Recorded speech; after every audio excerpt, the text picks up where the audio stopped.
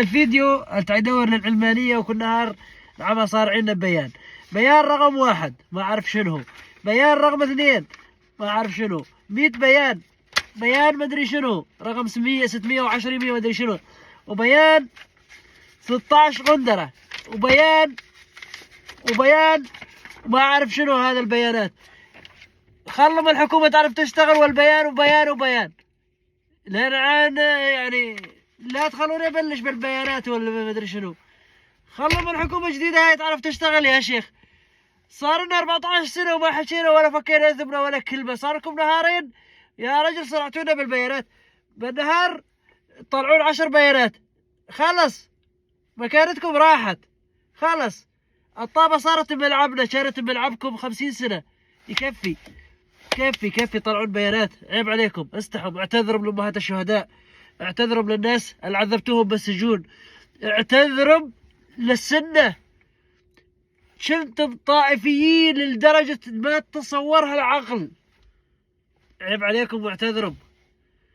واعتذروا وعيشوا وعمروا بالبلد، عيب عليكم. بيان وبيان ما عندي لحق اقرا بيانات.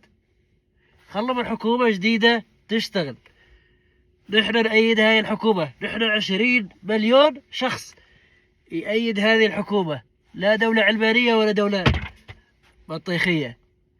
خلاص أيامكم انتهت، عيب عليكم. اقعدوا ببيوتكم واعرفوا مكانكم.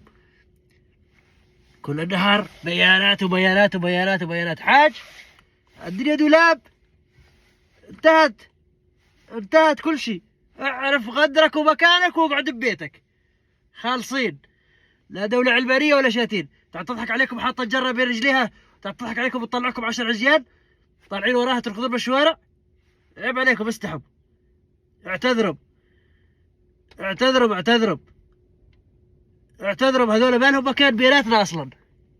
اللي ارتكبوا جرائم بسوريا ما لهم مكان بيناتنا،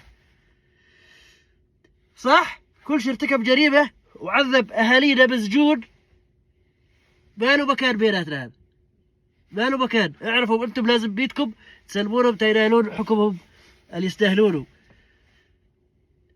لا دولة علمانية ولا دولة بطيخية، فهمتم علي؟ ولا تظلوا تلحقون هاي الحاطة جرة بين رجليها. هاي تعدور هسسة قولا واحدا، بينت تعدور هسسة. سلام.